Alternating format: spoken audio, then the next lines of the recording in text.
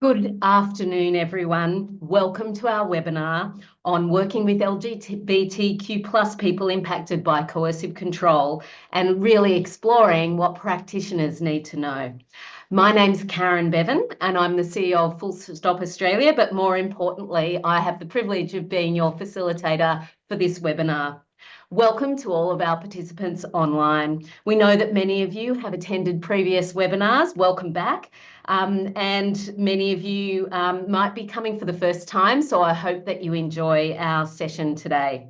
Before we begin, as always, on behalf of myself and all of the other presenters and participants today, I want to pay deep respect and acknowledgement to Aboriginal people, colleagues, organisations and communities. I acknowledge that I'm coming to you today from the land of the Gadigal and Wangal peoples of the mighty Eora Nation. It's a privilege to be always on the land of these people who were particularly impacted by colonisation and first contact. I'd like to acknowledge that across the country, people are joining from New South Wales, and sometimes we have people sneaking in from other states. I'd like to acknowledge the countries that you're all coming into from today. And as part of this acknowledgement, I and my colleagues and CCWT, our organisers, commit to active allyship, listening, learning, and reflecting on the steps we need to take to drive meaningful and lasting change. I'd like to acknowledge Aboriginal elders, past and present. I'd like to acknowledge all Aboriginal people, including brother boys and sister girls, as we acknowledge also that Aboriginal communities have the oldest living continuous trans and gender diverse culture. I'd like to particularly acknowledge that when we talk about domestic violence and coercive control, the impact of colonialism has played out significantly, impacting Aboriginal people of all genders very deeply, and that's part of the work that we have to do in our drive towards making real change.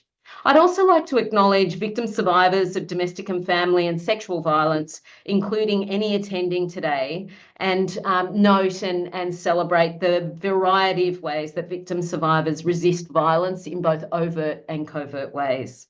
We recognise the lives that have been taken because of the choice of many to use violence, and we acknowledge the need for systems to make profound change to uphold the safety and dignity of women, men, and people of all genders, as well as children, in order to make sure that we can respond effectively.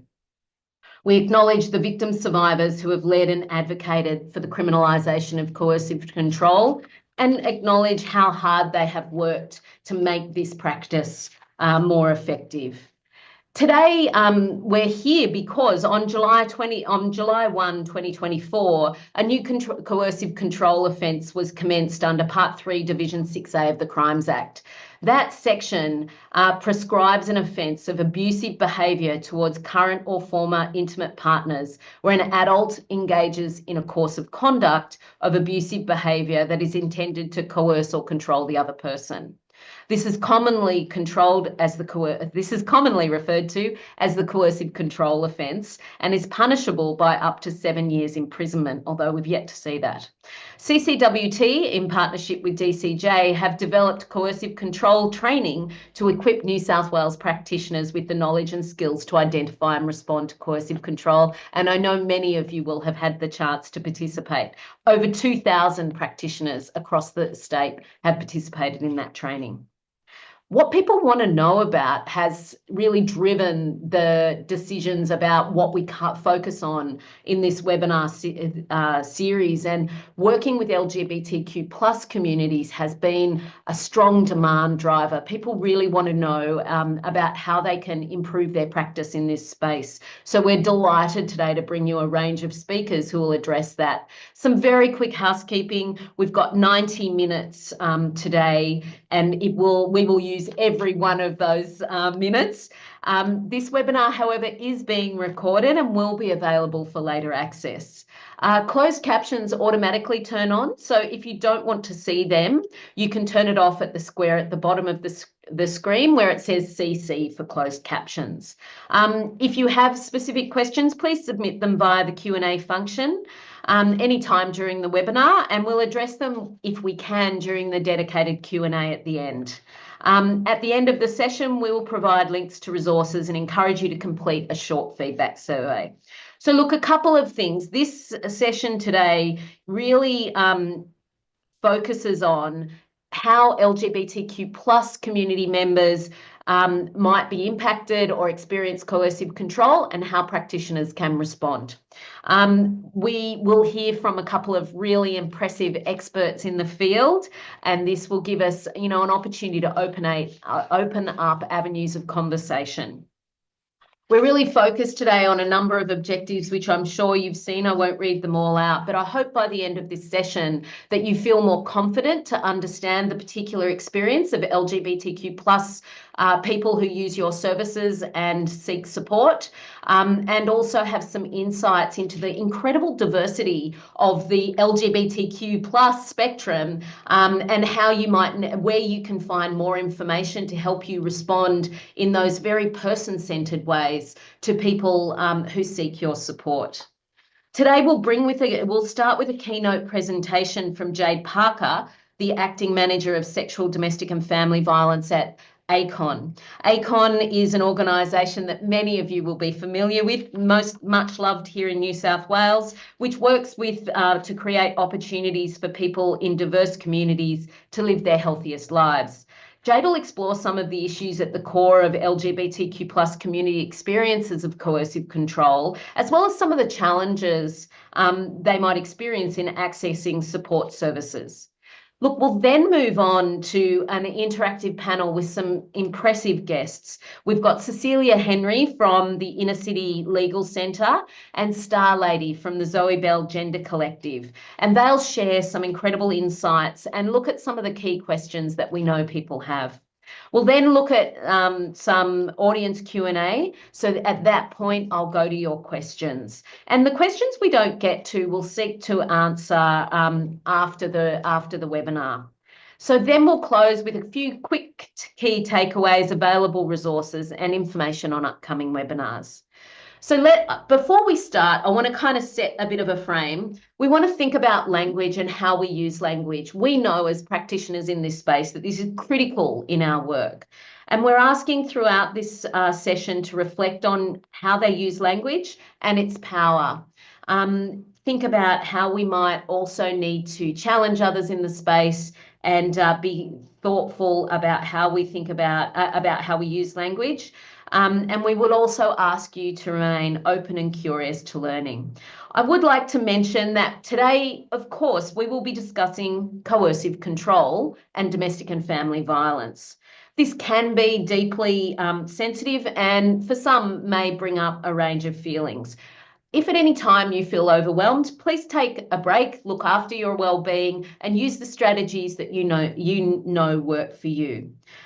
You could also, of course, reach out to a support service such as 1-800-RESPECT or 1-800-FULL-STOP or any of the helplines that might support your needs.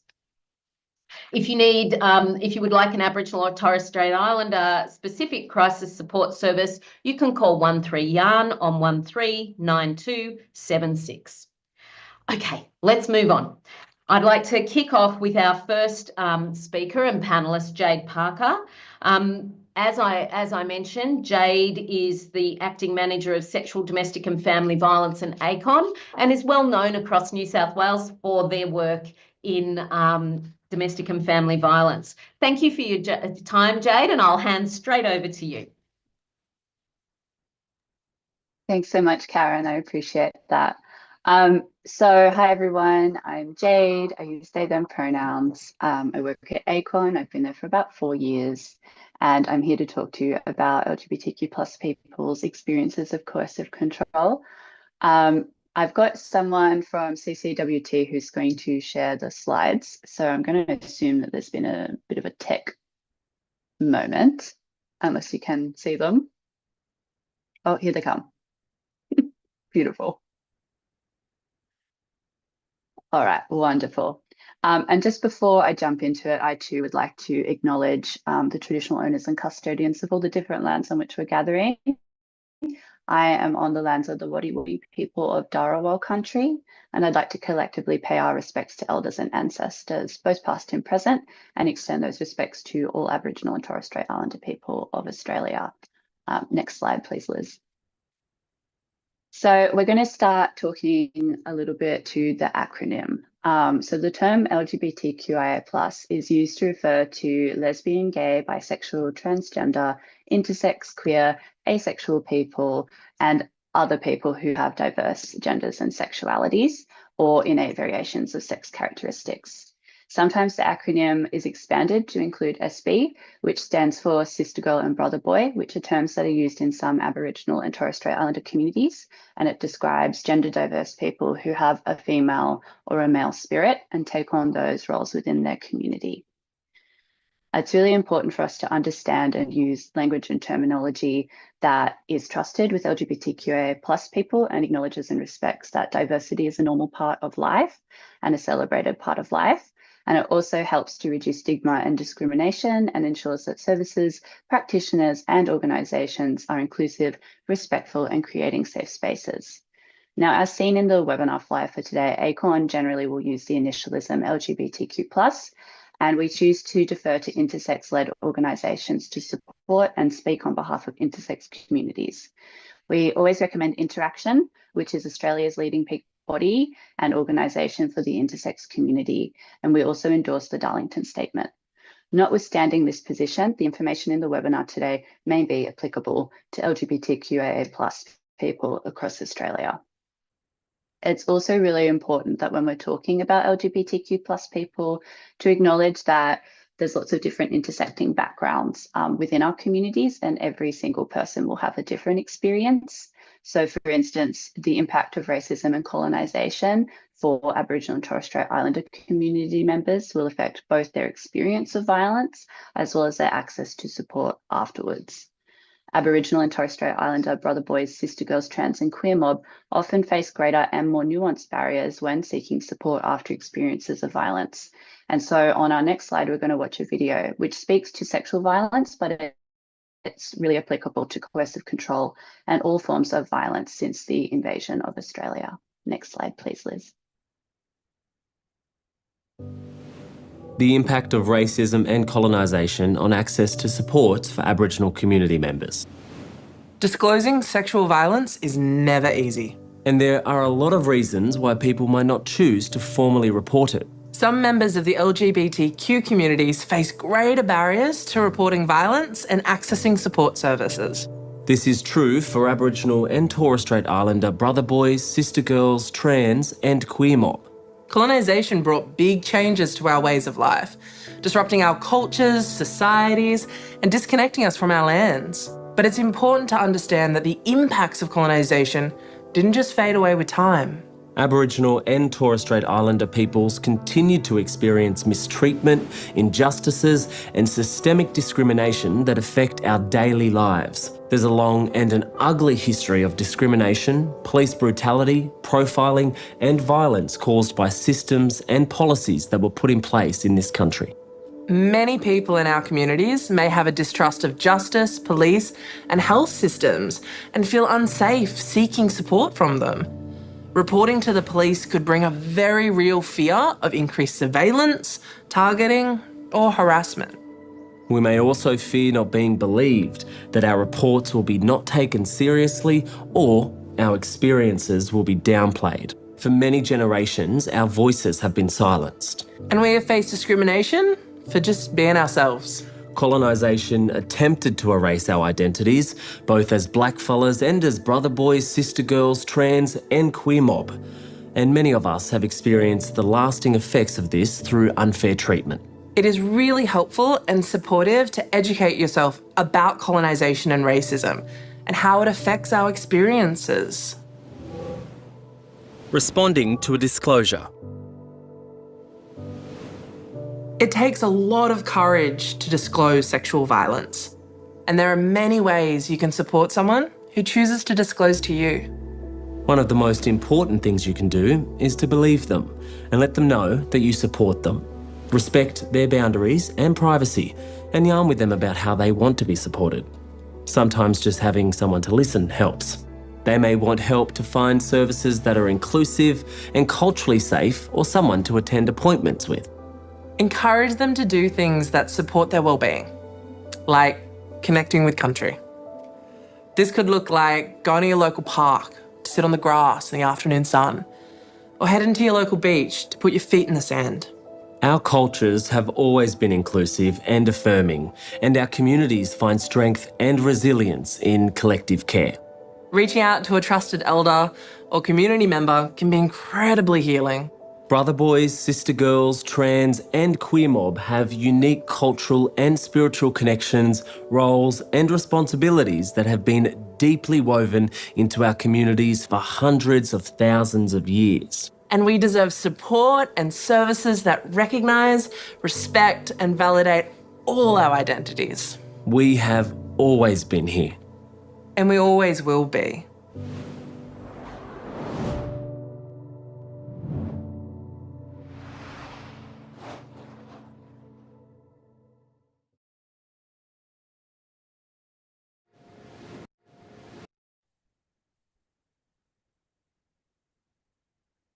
All right.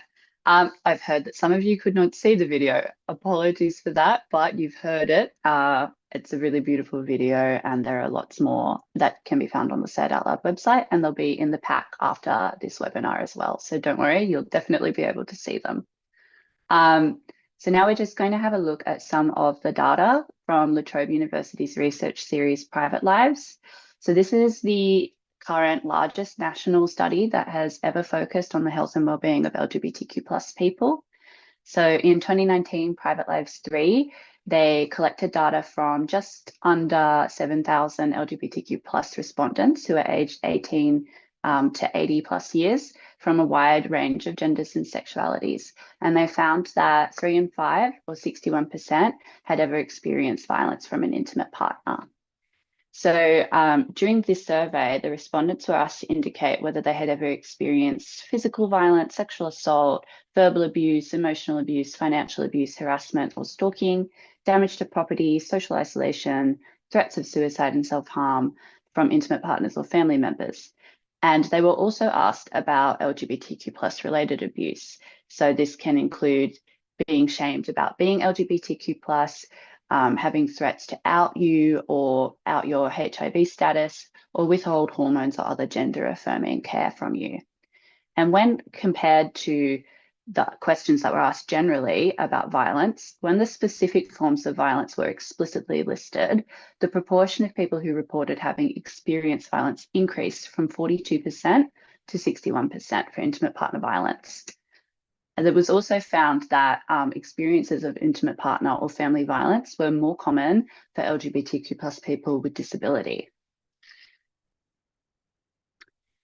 And while this sample is the biggest sample we've had nationally, it hasn't been an ongoing piece of research. And so there really needs to be more funding given to ongoing population level surveys, so we can make sure that the data that's being captured is in fact generalizable to all LGBTQ+ people across Australia.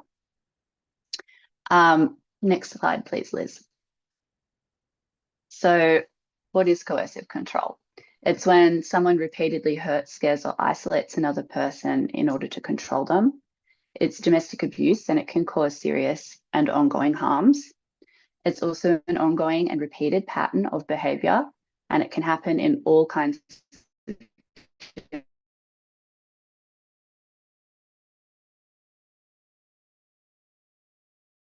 structures. So whether that be monogamy, polyamory, kink, BDSM settings, everything. It can happen anywhere. It could be a family member, a person you live with, like a roommate, a friend, or someone who provides care for you. But no matter what setting it happens in, coercive control is deliberate, and it's wrong in all relationships. It's also an assault on a person's autonomy, liberty, and equity and equality. So coercive control, it differs from some episodic forms of violence because it's really intentional, and it has the aim of dominating and controlling people. Coercive control can also occur in the context of other intersectional factors such as race, age, sexuality, gender, location, disability, culture, community, and it can look different in each individual relationship. So behaviors that might not appear intimidating or worrisome to an outsider may actually have immense significance to those involved in the relationship. It's important to note that LGBTQ plus people who use violence in their relationships, they use the same tactics to gain power and control as people who are using violence in heterosexual relationships, which can include, but isn't limited to, physical, sexual, emotional, psychological, abuse, financial control, isolation, intimidation, threats, and more. And every time a person uses abusive behaviors, they're making the conscious choice to do so, and they are responsible for the abuse and for the consequences of it. Next slide, please. So the drivers of violence in LGBTQ plus relationships are gendered, and they are caused by rigid expectations of gender and the privileging of heterosexual cisgender masculinity. Negative and discriminatory social attitudes, norms, and behaviours towards LGBTQ plus people influence the violence against LGBTQ plus people, which is inclusive of intimate partner violence between LGBTQ plus people. So rigid gender norms and gender inequality, which drive violence against women, including lesbian, bisexual, trans, and queer women, are founded on the social constitution of stereotypical roles for men and women within heterosexual intimate relationships. And so addressing the gender drivers of violence for LGBTQ plus people can actually challenge many of the key ideas that drive violence against women. Next slide, please. Some additional drivers of violence for LGBTQ plus people include heteronormativity, which refers to the assumption that everyone is heterosexual and that heterosexuality is the only normal and natural expression of sexuality.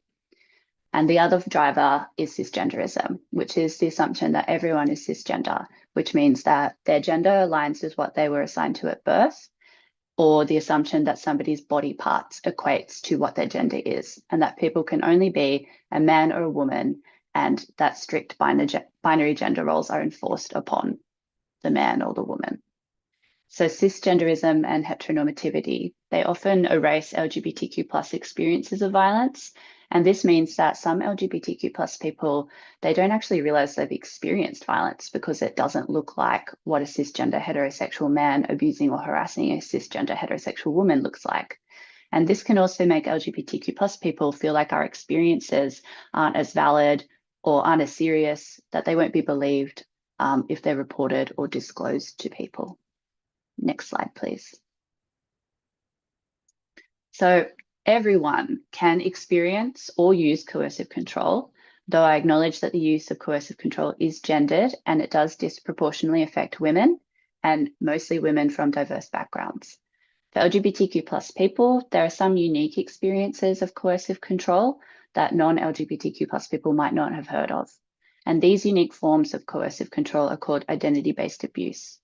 Identity-based abuse specifically aims to change, minimize, or silence a person's identity independent of the user of violence. And it can include, but is not limited to, the withholding of finances for medical services or items for expressing gender, body shaming, so that can include saying or implying a trans person isn't a real man or a woman, the targeting of gendered body features during violence, using homophobia, biphobia, and transphobia to assert power and control, misgendering on purpose and pressuring a person to follow gender norms, such as telling them to dress a certain way or stopping them from affirming their gender in the way that feels good to them. There can also be controlling or threatening to reveal information about healthcare, which can include gender-affirming healthcare, fertility treatments, and other medications for like mental health issues. There can also be threats to out the person based on their gender, their sexuality, their intersex status, or their HIV status. This particularly can happen in the workplace. I think most recent data was 35% of LGBTQ plus people are out at work. So threats to or actual isolation of a victim survivor from their affirming communities.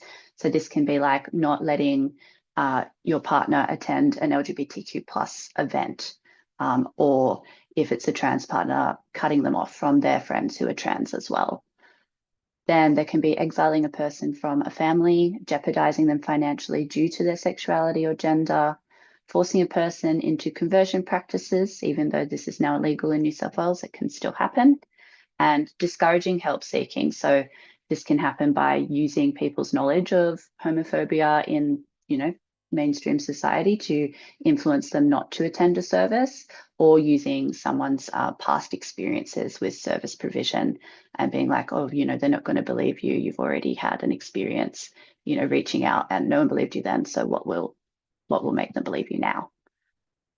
Next slide, please. So now we have a video about intimate partner violence in LGBTQ plus relationships. So hopefully we'll be able to play that.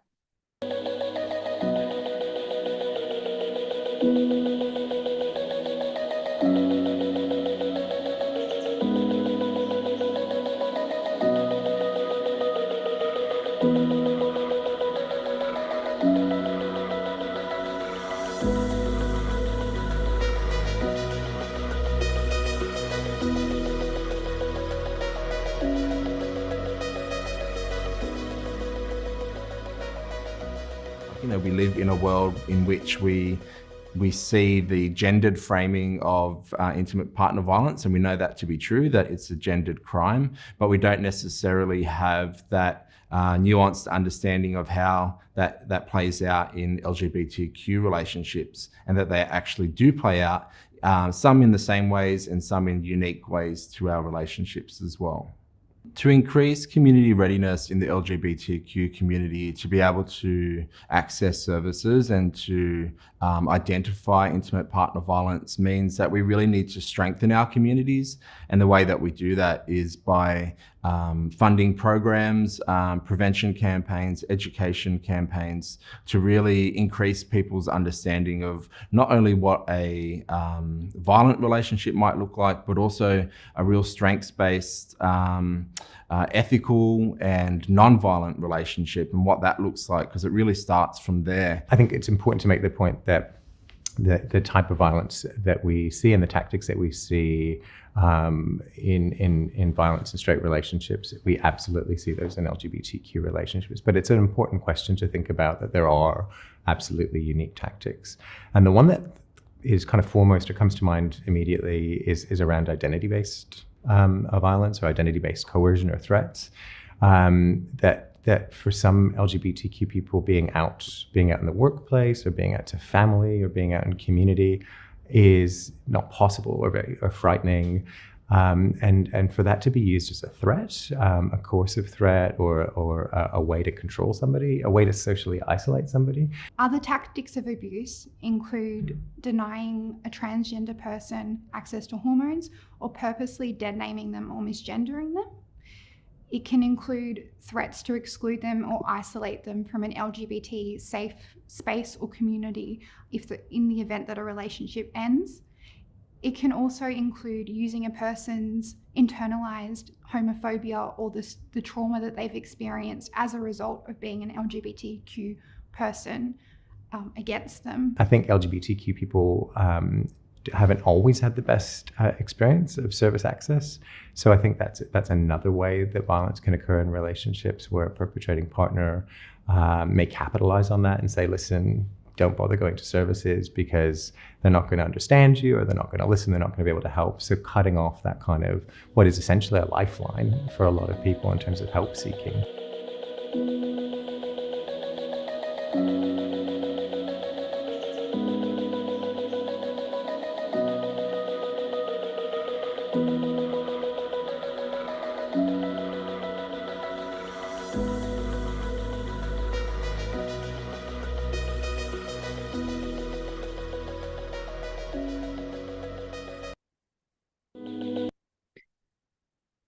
I've also just received a note from our wonderful hosts. So if you're having any tech difficulties, they're telling me that you can access the YouTube link, and that it might be easier for you to view the webinar via that link. So sorry for any issues anyone is having. So now we'll chat a little bit about barriers to LGBTQ plus people seeking help. So as we've heard, there are many complexities around help seeking, disclosure, and reporting violence for LGBTQ plus people. And this can be much more complex to people who experience multiple marginalizations, such as a heterosexual trans woman or a bi-plus man of color. So barriers to accessing services exist at societal, institutional, and individual levels, and they can include inequitable and ambiguous legislation, judgmental and prejudiced social and cultural attitudes, inadequate theories of domestic violence dynamics, heterosexist language, implicit and explicit attitudes of clients, staff, and legal authorities, stigma, risk of outing, community ties, and re-victimization. So research tells us about a variety of barriers for LGBTQ plus people who are reporting sexual domestic family violence and seeking help. A lot of this stems from cisgenderism and heteronormativity, including homophobia, transphobia, and a general fear of discrimination. Trans people and trans women of colour in particular are keenly aware that they are navigating a service environment where there has been significant public debate over whether services that predominantly support cisgender women experiencing violence ought to extend to support trans women. And LGBTQ plus people who might be wishing to change violent and abusive behaviours can also face barriers to accessing support to change their behaviour through appropriate interventions. A lot of these services are, of course, often referred to as men's behaviour change programs, and this may not reflect perpetrator identities. There are a couple of all gender groups that are happening across Australia, but really not enough. So that's a barrier for a lot of people accessing, help to change. And then also existing literature has shared a number of reasons why victim survivors in general may struggle to name what's being done to them as abuse. So someone experiencing SDFE may not want to name the person who is abusing them as a perpetrator. And this could be because they may love them, they're attracted to them, or they share a familial relationship with the person. People experiencing violence might also not want to take on the label of victim, with the vulnerability, stigma, or shame that term can connotate. It can also be difficult to describe individual incidents as something that they see as serious enough to report and that are recognised by others as abuse, even while experiencing considerable psychological and emotional harm from sustained patterns of controlling behaviour. So there's this real high threshold, if you will, to abuse from people who have often experienced minority stress and ongoing discrimination throughout their lifetime. Some additional barriers include the strong sense of solidarity within LGBTQ plus communities. So not wanting to bring a negative light to the community from external judgment. There can also be reluctance in general to report and expose their partner to a hostile, justice system. There can be frustration explaining LGBTQ plus identities, relationships, bodies, and sexual practices to mainstream staff. There's a strong mistrust of police and the criminal justice system generally due to historical discrimination. And LGBTQ plus people can feel a lot less secure in telling others about their experiences of violence because they're not sure whether others are going to take their accounts seriously. This can particularly be seen in instances where it's two women in a relationship, because often women are painted as, submissive and not capable of violence. There's also belief for, if it's two men in a relationship, that a man should be able to fight back, even during controlling and abusive relationship tactics and behaviors. There's also the conception that men can't be raped, which is something that people who are experiencing sexual violence really struggle with when trying to seek support. There's also general, trauma and minority stress that is experienced by our communities. There's experiences of family rejection and other forms of family of origins violence. Of course, the historical framing of violence against women in Australia and the funding contracts which can limit surface availability for all members of our communities can also be difficult to navigate. And there can be a lack of inclusive communication, and some people are just unclear about which services are they actually able to go to and seek support from. There's also this real fear of taking space away from cisgender heterosexual women, because a lot of community does acknowledge that it's gendered violence, and so they feel like they can't access a service because they'll be taking away a place from someone who might need it more than them. So those are some of the things that are real barriers to receiving the care and support that people need. Next slide, please. So I thought we might talk a little bit about some key principles for affirming practice with LGBTQ plus people. So there's lots of different things that people can do. So the first thing is you can signal safety. So these are quite small things. So it's like having a badge with like an ally sticker on it, or having the flags, you know, in your office, posters that show LGBTQ plus people. You can share your pronouns, whether that's in your email signature or on a name badge. You can join, you know, accreditation programs such as the Welcome Here project or Rainbow Tick. But you do have to make sure that if you're joining those, you're not being tokenistic. So making sure that you really are looking at your policies and your practices, looking at your intake forms, just making sure that all staff are trained and upskilled and feeling really confident and able to talk to LGBTQ plus people.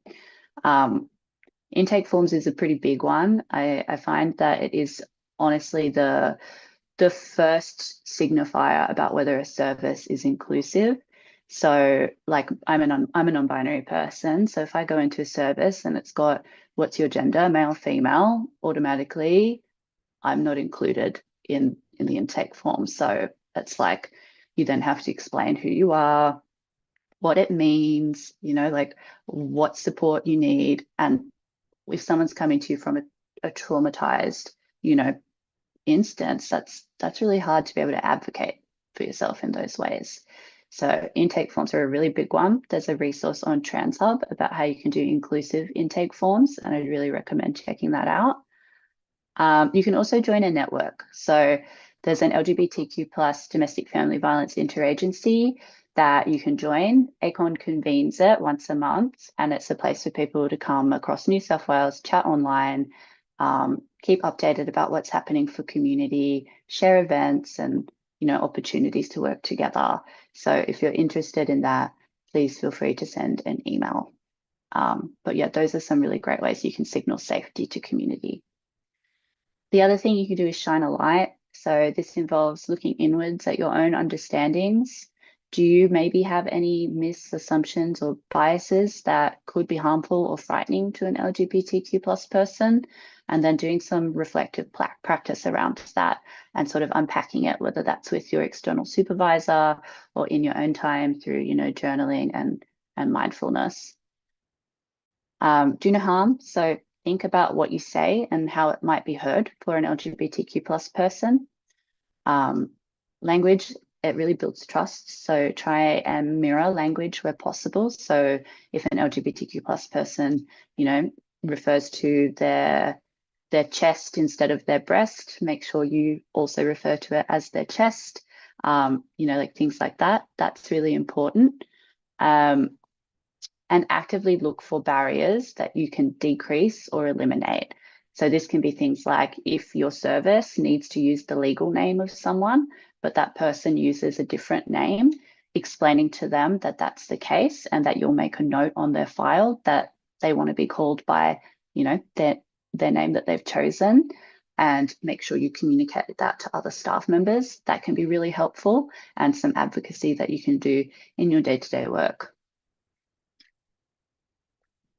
So you can also say something. So you can challenge negative stereotypes and discrimination as you hear them. This can be done through simply interrupting someone, questioning why it's being said or asked, educate why it's a problem, and express general support for LGBTQ plus people.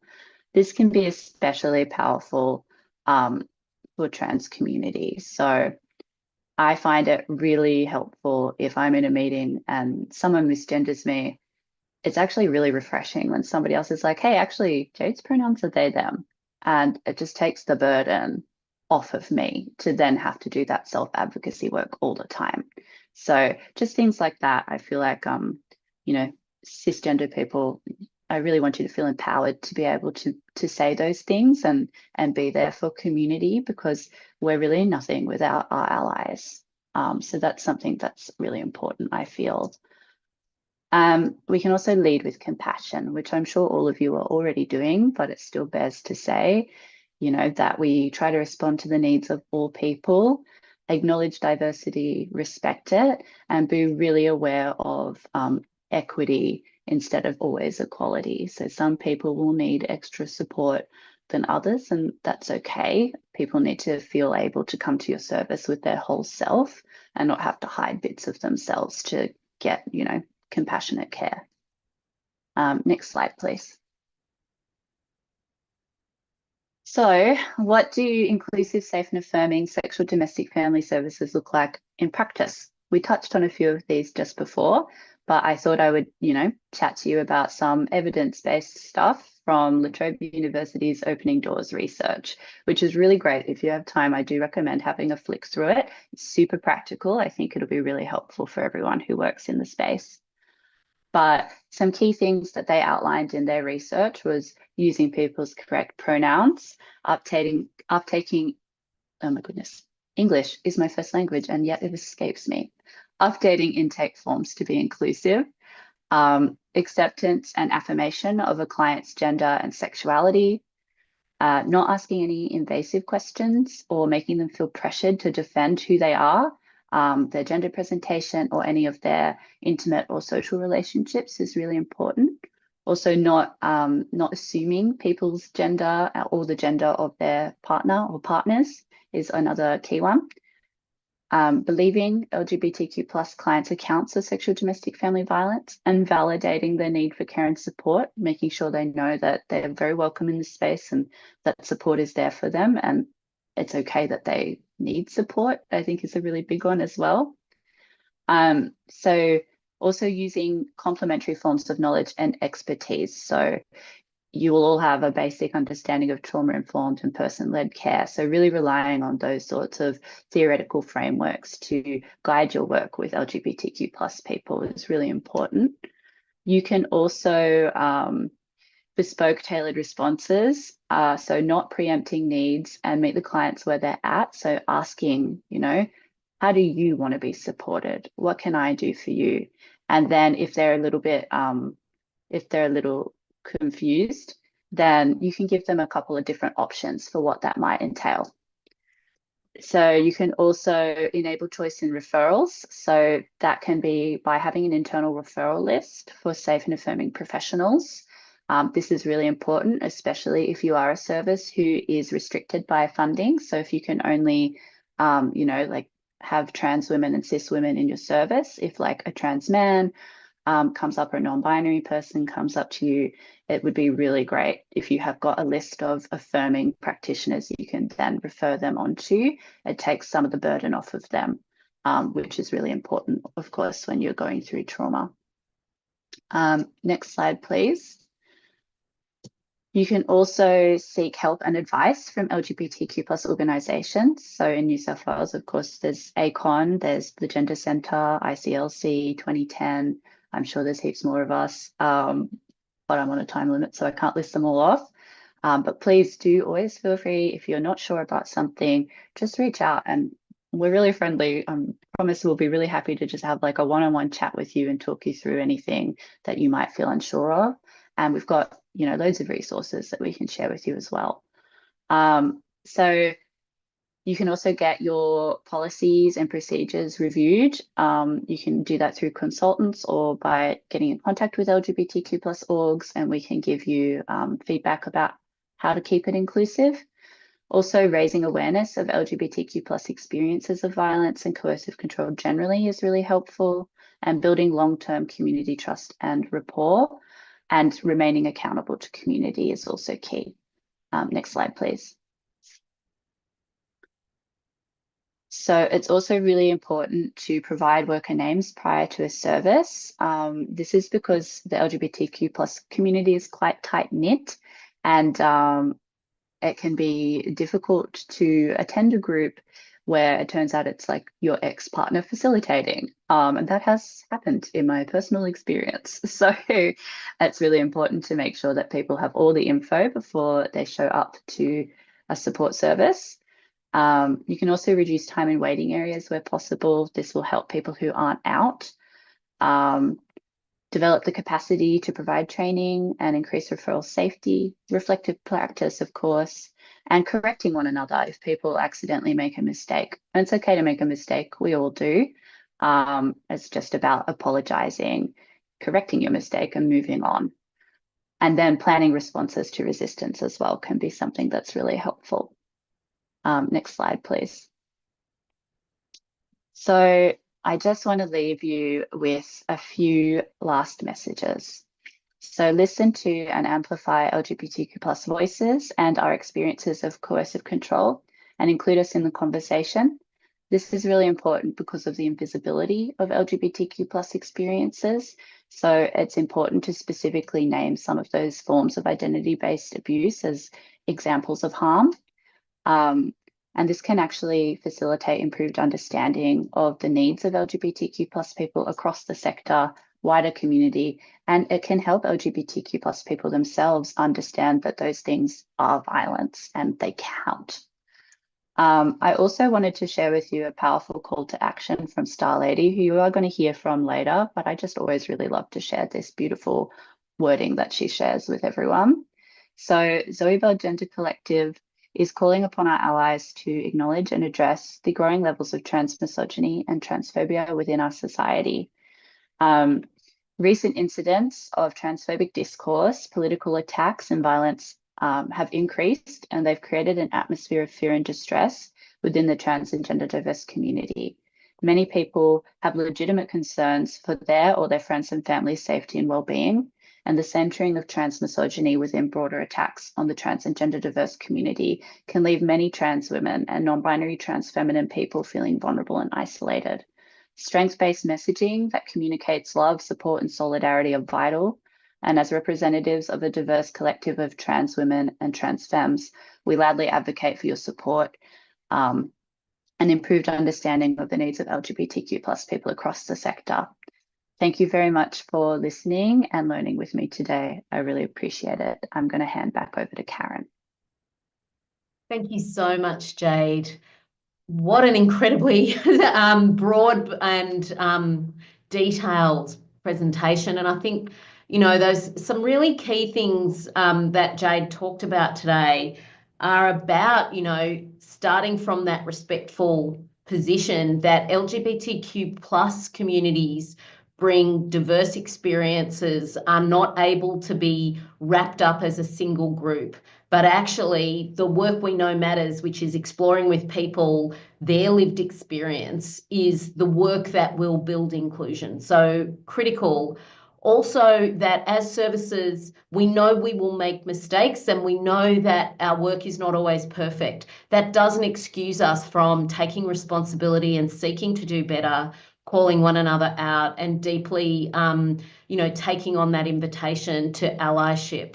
I think there's so much out of Jade's presentation. I'm sure you're all, you know, deep in the detail. Please pop your questions in the chat for us to answer. We're going to move now and invite the rest of our panel in. We're so delighted to introduce Cecilia Henry, who's a lawyer from the Inner City Legal Centre in Potts Point. That service is a not-for-profit legal service which has a strong history and reputation, specialising in the support of LGBTQ plus people and communities. I'd also welcome Cecilia. I'd also like to welcome Star Lady, the director of the Zoe Bell Gender Collective, and we've already heard a little bit from Star Lady through Jade. ZBGC, Zoe Bell Gender Collective, is a trans and gender diverse service-led advocacy organisation providing a wide range of services and training. And of course, Jade will join our panel as well. So I'm going to jump in now. Cecilia, as you know, a lawyer working in this space and with some of that particular insight, can you tell us a little bit about the coercive control legislation and some of the thoughts, the sort of key issues we need to consider? And I know we've got some slides that our colleagues will be sharing. Thanks, Karen. And thank you, Jade. What an amazing expansive information we can all draw on. And I'm just, my head's still boggling with it because there's a lot there. And, you know, it's all a work in progress. And you're right, we're all learning together. It's incredible. Okay, look, welcome to the boring bit, I'm afraid. This is the legislation. We will go through it. I promise I'll try and make it a little bit more interesting and just give you some take-home points, you know, just something which is succinct and sharp, things to look for and things to look out for when you are in a situation where you can help someone in our vulnerable communities. If we could go to the slide, please, Liz, the first slide we have. So this is an intro as to what the coercive control legislation did. But before we even get to that, you can probably read that for yourselves while I'm talking. In between 2008 and 2016, there was a study that was done on domestic violent homicides, and it was based over 112 victims within New South Wales, or actually right across the board. And what they found through their data collection was that all of those 112 victims, bar one, displayed that case study of substantial, sustained pattern of controlling and abusive behaviour. And this was a kickstart for this legislation. And bearing in mind, it took 8 years to do that. It's quite an intensive study and going through all those awful cases in this regard. So where prior to 1 July 2024, we used to have domestic violence incidents where we were talking about someone is being charged with assault, someone's being charged with harassment or intimidation, sexual assault. From the 1st of July 2024, what we're looking at is the coercive control legislation, which Jade has touched on. It is the course of conduct that we're talking about. So prosecutors don't have to prove every single item and every single offence. What they're looking at is saying that there was a conduct of behaviour which showed that there was control and manipulation that was enforced over a former or current intimate partner. It is not just physical abuse here. Jade's touched on this too. We've got financial abuse, we've got non-physical abuse, we've got psychological abuse and systemic abuse also that's involved here. It is abuse that is used to hurt, scare, intimidate and threaten other people. And the last point there, the behaviour prior to the commencement of this act of coercive control of the offence can be used to provide a background and a context to the relationship that was given. There have been quite a few cases to date that have gone through with coercive control. The one that I'm aware of, because, you know, a lot of these things have suppressed, but you're looking at a situation where a male had been in a situation where he was charged with coercive control back in December. The controlling factors were that, yes, he was manipulative. It was inside the house. It was with the children who were present. And this is with a heterosexual couple, I might add, but it's the only report that I could find. What we did have was padlocked doors and just abusive language and controlling, particularly with the phone. When the actual charge was laid, the perpetrator said that he wasn't a violent person, but he would plead guilty just to get this over and done with. In fact, there was mention in the evidence that he had said to the perpetrator, "Tonight is your last night, I am going to murder you." Now, not a violent person and not a vindictive person in any way. It just beggars belief in that regard. The court looked at this and they found the perpetrator guilty. He was sentenced to an 18-month intensive correction order. He wasn't given bail and he was given an ankle bracelet to wear. And, you know, once again, this is a work in progress. We still have to work through this. The individual cases that we had in relation to offences prior to 1 July 2024 would be 2 years maximum imprisonment. We're now looking at 18 months for an intensive corrections order. We still need to work on this quite a bit. Next slide, please. So this is the actual section, and I will go through it quickly. What it deals with is that we have an adult who's a perpetrator, so someone over the age of 18. The victim is, there are no age restrictions there, but what we do need to know is that it is intimate partners only. It doesn't include family members, nor does it include carers. Where we're looking to show evidence is the evidence of the course of conduct that has happened, which is likely to cause either fear that violence will be used or some detrimental effect to the victim survivor that they can't actually go on with their daily lives. Now, the important thing here is that while this is seen as a test by someone looking at the events and saying, you know, this is reasonable that there should be coercive control and they're seen as an offence, what we're looking at is that there didn't actually have to be physical or actual violence that was triggered. It was just the fear that happened in this case. Next slide, please. So the meaning of the abusive behaviour, which is the coercive control. Yes, we're looking at violence and threats and intimidation by a perpetrator upon a victim survivor. Behaviour that shames, degrades and humiliates people. And that could be done in a myriad of ways, particularly in relation to that non-physical and non-verbal violence and abuse that we have there. Behaviour that prevents the person from doing anything, otherwise that isolates them.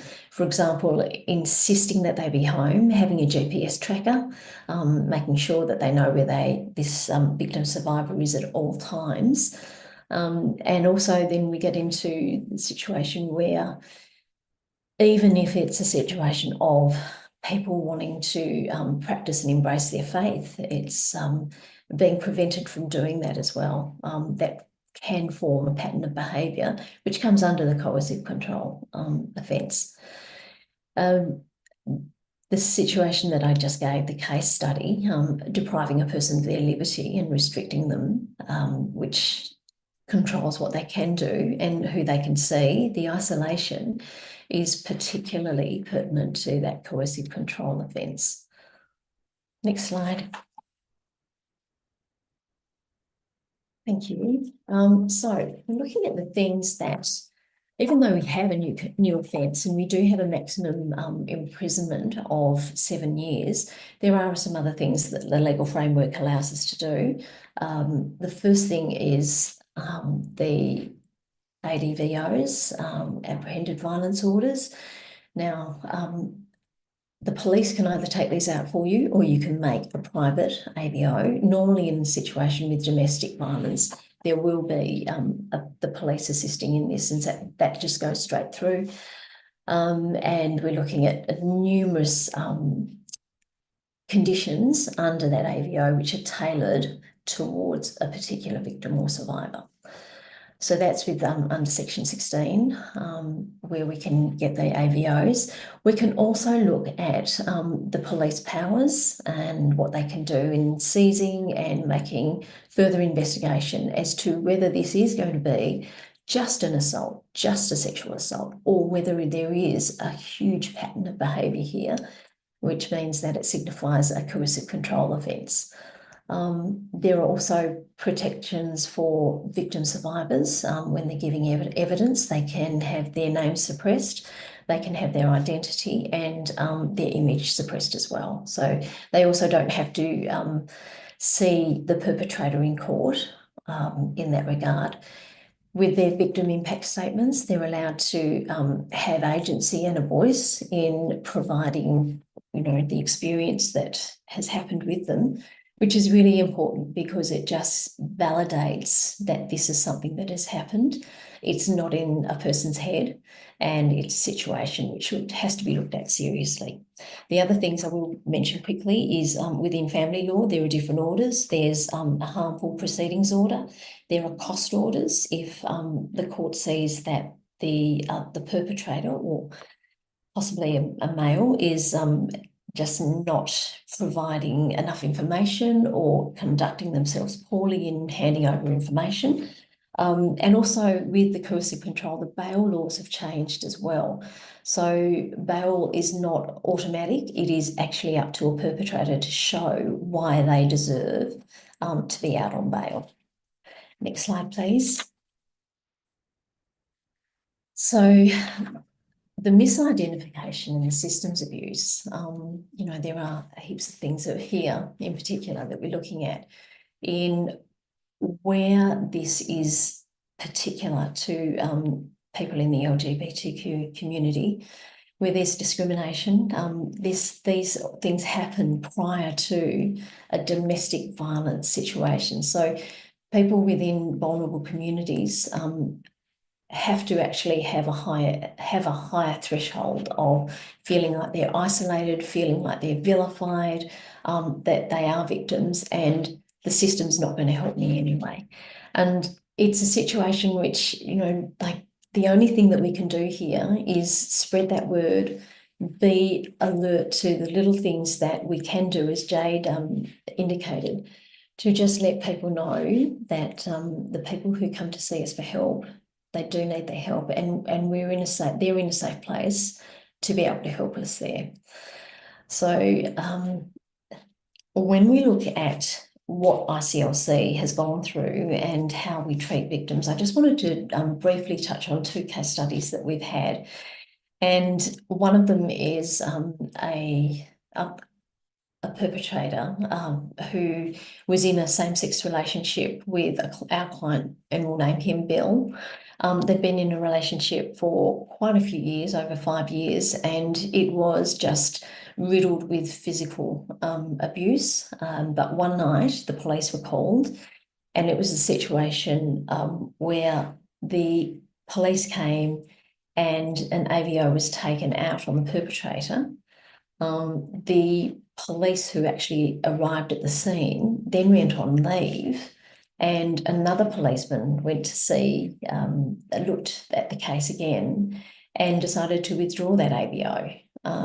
And when Bill actually went to the police station and asked why this was the case, there was no reason given except for the statement, well, it would have been different if you'd been a woman.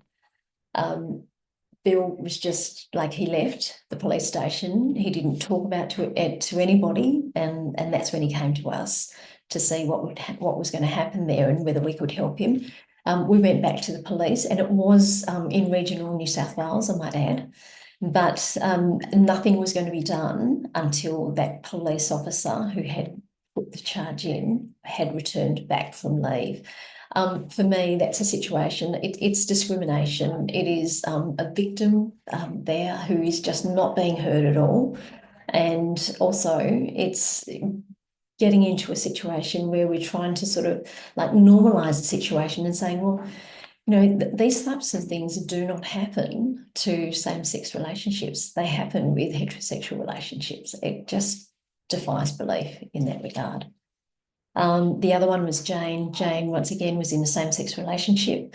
There was an altercation. The perpetrator brought out a knife and said, if you don't do what I want you to do or stay with me, I will harm myself. Let's fast forward to the actual criminal offence, and when the matter was taken to court, the magistrate decided that it was an issue of self-harm rather than an assault on my client Jane in that regard. And once again, you know, there's misinformation here. There's assumptions that are brought into the whole situation, even though, you know, we had Jane giving her evidence. It just wasn't clearly clarified that she had any voice here at all, which is really, really disappointing. Next slide, thanks. So having said that, there are still ways that the law does protect victim survivors in this regard. So whilst we can say that with the, it may be a lot easier for people to exhibit an offence through evidence of coercive control with sustained and manipulated behaviour, we're looking at a lesser, I think, situation of proving the evidence, not an individual evidence one by one, but it's just that sustained pattern of behaviour. We're also wanting to point out the particular points that we need to have for takeaways, which is really, it is between intimate partners, it is not between family members, but it can be more than physical abuse here. There is also that reasonable person test, which says that would a reasonable person in all circumstances look at this situation and regard it as a coercive control whereby a perpetrator is controlling somebody else to their detriment, where they're totally isolated and they can't do anything for themselves unless there is a situation where they report it to the police. And in the situation of our vulnerable LGBTQ community with the other issues that they have, which prevent them from having agency and speaking out for themselves. Thank you. Back to you, Karen. Thank you so much, Cecilia. What an extraordinarily careful and detailed understanding that you brought to us around the legislation. And thank you for those kind of insights into how this lands, particularly for some LGBTQ plus community members, and how those social constructions, and as Jade talked about, you know, cisgenderism and heteronormative assumptions can really isolate and marginalise the experience of LGBTQ plus people. Such incredible and powerful examples. I'm going to come back to you to hear a little bit more from your specific experience of working in community. But I'd like to go to Star Lady now. Thank you so much for joining us. Star Lady, Zoe Bell Gender Collective, and, you know, in particular your work around the trans femme work has really kind of led the way in understanding some of the particular issues for trans women in relationships with men. Can you tell us a little bit about your incredible work and a bit particularly around trans femme? Really keen to hear from you today. Yeah, thank you for having me, Karen. And so I'm the director of the Zoe Bell Gender Collective, but I'm also the lead author and director of our Prevention of Men's Violence Against Trans Women campaign. And when today I'm talking about men, I'm talking about cisgender men. So as a part of that project, I've been advocating for this for many years. I think we first off need to start off by acknowledging the incredibly high levels of violence that trans women experience in intimate partner relationships with cisgender men. And in particular, we've seen the murders of trans women across Australia, in particular trans women of colour and trans sex workers. And we haven't really seen an adequate or resourced response to that violence. Trans women have been historically excluded, I think, both from prevention of violence frameworks, but also the response response sector. And so our work in TransFem is really, it's about it being trans-led. You know, it's a collective of trans women and cisgender men who are in relationships working on a campaign to sort of like end violence. It's an internationally leading resource. I've like interviewed over or consulted with over 100 transgender women and cisgender men. And so also the resources include our voices and include our stories. As a part of TransFem, we have a prevention of violence website called TransFem, and in it has 3 different sections to different audiences. One of those audiences is for trans women, another of the audiences resources for cis men, and then we also have resources for cisgender men's friends, family, and the broader community. The ZGBC, after we produced the early versions of TransFem, realised that we needed further resources for the prevention of violence and also the response sectors. And so we also created a TransFem practice guide, and that's responding to the objectification, fetishization and sexual exploitation of trans women and trans feminine people by cisgender men. And that also has a lot of practice tips around how to identify trans women's experiences of intimate partner violence, as well as talking about the drivers of violence. And CGBC also does work in terms of like providing education and training to services to build their capacity in the response to trans women's experiences of intimate partner violence with cis men. I think because we're running a little bit short of time, I'm aware that it would be really good to sort of like to give you some sort of frameworks, because there can be not necessarily a high level of understanding of what's going on in the relationships between cis men and trans women. And to start off, I think it's really important to go that those relationships are much more common than what people think. And that violence is hard, that the violence of the levels of violence that trans women experience are quite high.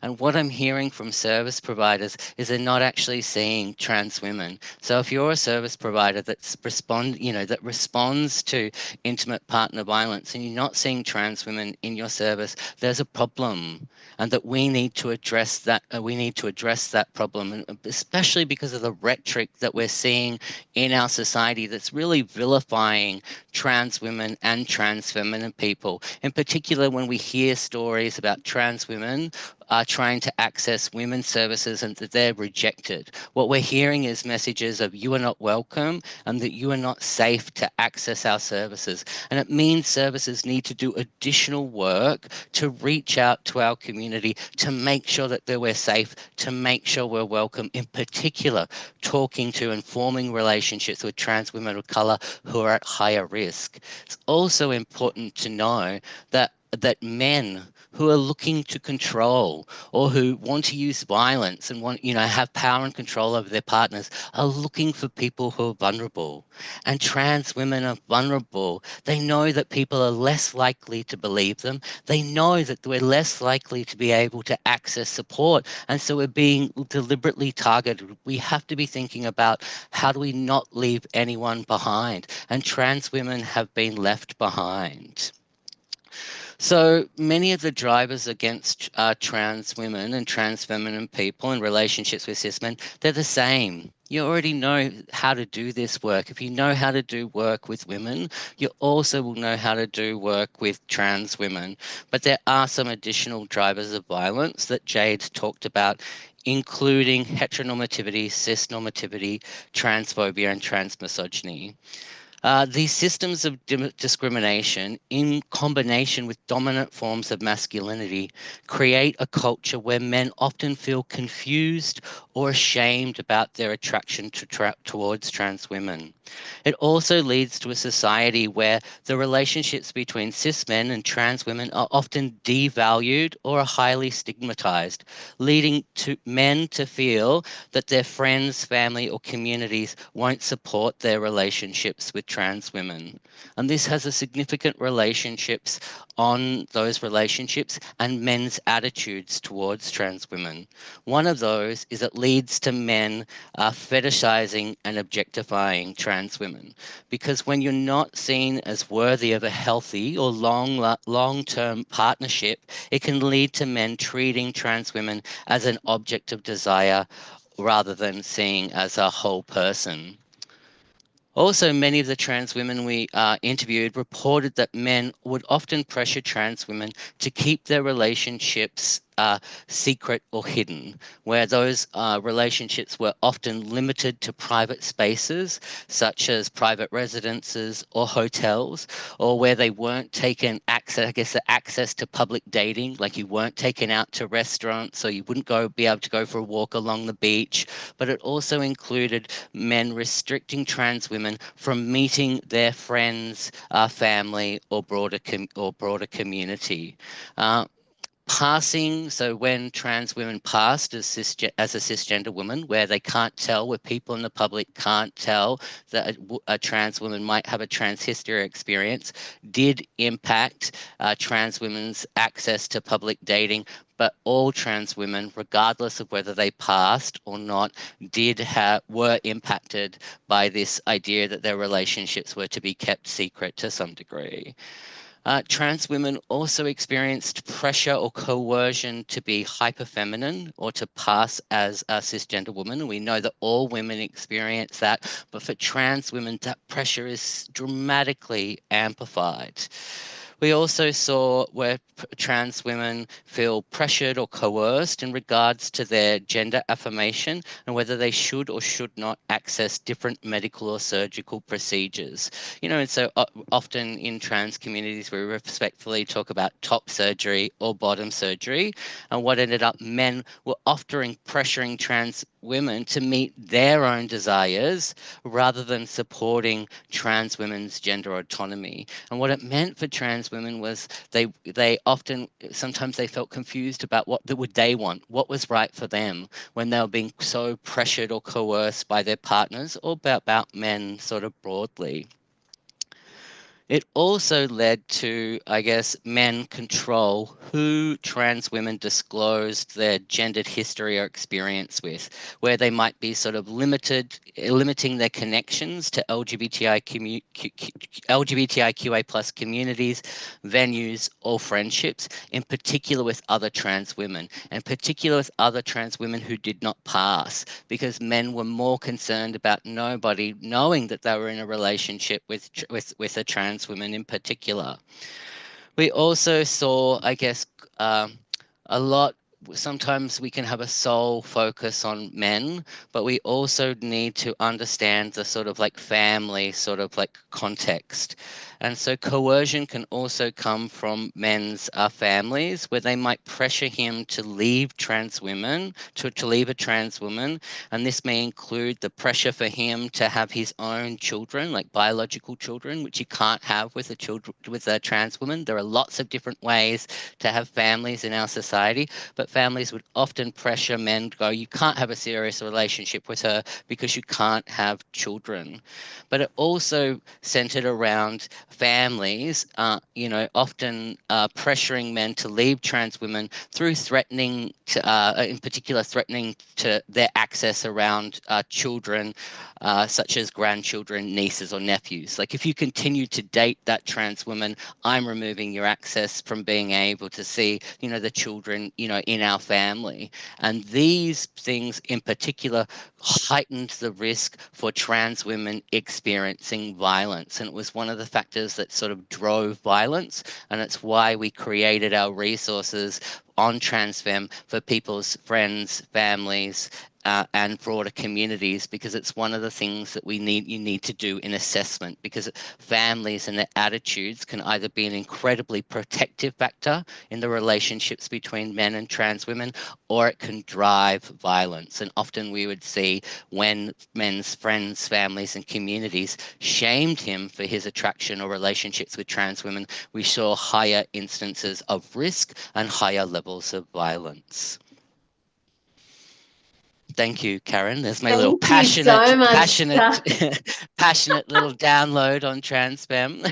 I think, Star Lady, thank you so much. I'd love to stay with you, but due to time, we're going to have to move on. But Yes. I just wanted to highlight, just how strongly Star Lady's comments remind us that as individuals and as practitioners, that we can make a huge difference to the marginalisation of trans women and their partners by our inclusion, by our language, and by being prepared to treat and work with those communities with the same level of respect. I think it's really empowering to know that we can actually be preventing violence by creating a more inclusive response. So I think that's just something like a takeaway for every single person on this webinar today, is that we can actually make violence less for trans women by creating more inclusive communities and more respectful interactions as practitioners. But thank you for that really clear and specific work. I don't think many of us get an opportunity for that perspective. Thank you so much. And I guess, thinking about some of that deep work, I want to come back to you, Cecilia, because I know that Inner City Legal Centre has done work with so many different diverse people within the LGBTQ plus community over many years. And I'm really interested to hear, what are some of the, issues and barriers that LGBTQ plus people report or you've seen or perceive around coercive control and accessing legal and other support services? I think Star Lady's given us a real insight into trans women, but I'm really interested in hearing some of your broader thoughts. Yeah. Look, I will be quick, I promise. So really the two things that come through to us very, very clearly is just fear of reporting and victim misidentification. So once again, we get back to that base level and baseline fear that we have of these gender diverse communities. They have a fear of discrimination. They have a fear that their services aren't inclusive, because they can't see the signs that Jade had indicated would be a friendlier and a more open and approachable place for them to come through to. They have a fear of how society sees them as well, and none of those fears relate to domestic abuse at all. So even then, that's enough for them to just not want to come and report to us, ICLC, to the police, or to somebody else who can reach out and help them. So that's a really difficult thing. And then you get into the culturally and lingually diverse. Once again, English is possibly not a language that they're akin with. How do they even get to read what support services are available for them? It just makes it so much more difficult unless they've reached out to someone. And how can they if they've been socially isolated? So that's a problem. When we get to the misidentification, this is really difficult because we do see it quite a bit with trans people. They are in a relationship and, possibly because of their physical stature, it's a situation where they'll say, but I'm the victim survivor, when in actual fact, when the police come in and they see a mutual abusive situation here, they're more likely, often than not, will charge both parties. And then what we have is a situation of the perpetrator knowing just what triggers and the mechanisms to be able to not even verbally say something to the victim survivor, but will allow a victim survivor to be a little bit more submissive and not say anything because they know that once the police go, something is going to happen. So, a victim survivor will be absolutely silent when the police are there. And from then on, it becomes difficult because they just don't want to report. What's the use? The system fails them. And also, there's a greater danger in that their perpetrator is still with them. Back to you, Karen. But you know, that whole kind of intersectionality piece where we're actually dealing with what we know the serious impacts of domestic and family violence, and particularly coercive control are. But then we're adding elements that, you know, pertain to pretty strong social norms that are, you know, used against LGBTQ plus communities. And then we add other layers. And thanks for pulling out some of those layers around people of colour, as Star Lady highlighted, trans women of colour, people from culturally and linguistically diverse backgrounds. We know that Aboriginal people have added layers and barriers, particularly around reporting. So thank you all for that. I'm going to throw out a question in particular to the panel. We've got just a couple of minutes left. I really was interested in any kind of reflections about tools and processes that practitioners can use to, you know, deepen their practice in screening for coercive control or responding to coercive control in their services. So are there any sort of tools or practices that you'd like to highlight in there? And I'm thinking, not sure, Star Lady, if you had some thoughts about screening. Yeah, I mean, yes, screening. I think one of the things is you can read the TransFem practice guide. It has the sort of like screening information in there. But also in screening, I think in particular with trans women, it's really important to acknowledge that they have barriers in accessing healthy relationships and supports due to their experiences of discrimination. We've already heard from Jade where they may have trouble identifying that what they're experiencing is intimate partner violence, but also in particular that they will often minimize and normalize their experiences of intimate partner violence. And so as a practitioner, it is vitally important that you dig deeper and you listen to those sort of like signs that are going on and you pull that out, because when you experience discrimination, it's just like you're so used to experiencing, your threshold of what you see of violence is much higher than sort of like, you know, other people's. And so it's just something that's incredibly important to, you know, to be aware of. Oh, thank you so much. Jade, you talked about minority stress, and that's a term that's probably more commonly used in the research from the US, but that is that layer that Star Lady's referring to there in relation to, particularly for trans women. We see that a lot, don't we, in terms of that intersectional presentation where people are actually trying to decide when to report and which issues to focus on. Did you want to, you know, make any comment on that sort of concept of the impact of minority stress on reporting in coercive control?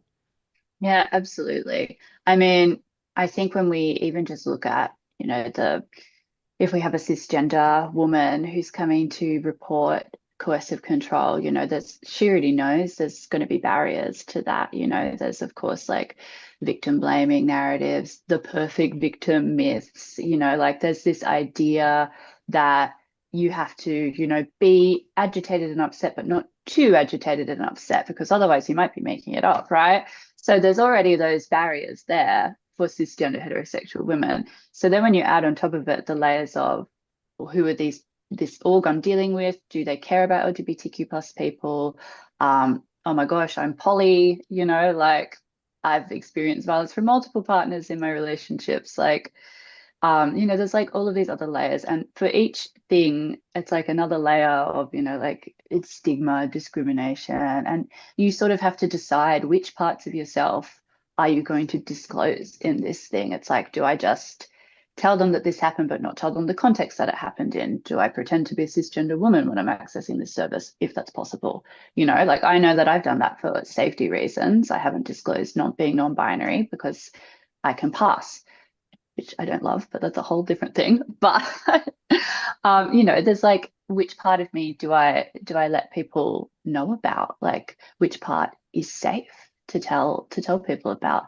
It's kind of the same as, you know, when you've experienced sexual violence, particularly like in, you know, like a sex on premises venue or something. Again, there's that added layer of discrimination, of stigma, you know. And then of course there's the historical context that until, what was it, 2016, LGBTQ plus people and our relationships weren't even recognized as, you know, legitimate by the state. So there's still a lot of that, and we've been historically and still to this day told not to speak about our relationships, you know. So a lot of people are used to not speaking about it. They don't know what a healthy relationship looks like for us. It's not taught in respectful educations at schools.